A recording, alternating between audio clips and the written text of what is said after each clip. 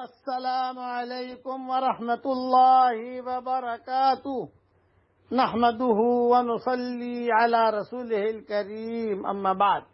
آج کا سبق سن لیجئے۔ آج کے سبق کی سرخی ہے قرآن سے دوستی کیجئے، پارٹ نمبر 39۔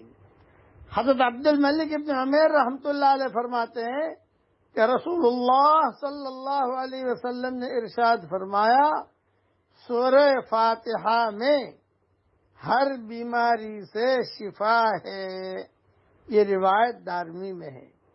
ابن قیم رحمۃ اللہ علیہ فرماتے تھے، میں بیمار ہوا، کئی مہینے تک بیمار رہا، میں صرف پانی پر سورہ فاتحہ پڑھ کے دم کر لیتا تھا اور اسی سے اللہ تعالیٰ نے مجھے شفا دی۔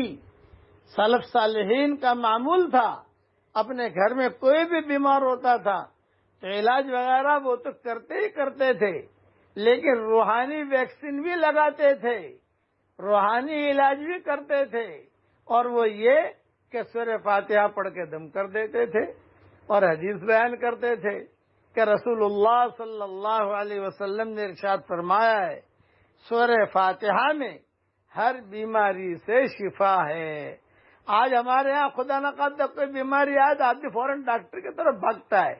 نہیں، کوئی نامناسب حال آئے پہلے اللہ کی طرف متوجہ ہو جاؤ، نماز پڑھو، اس کے بعد سورہ فاتحہ پڑھ کر اس پر دم کرو مریض پر، اور پھر ڈاکٹر کے پاس بھی جاؤ۔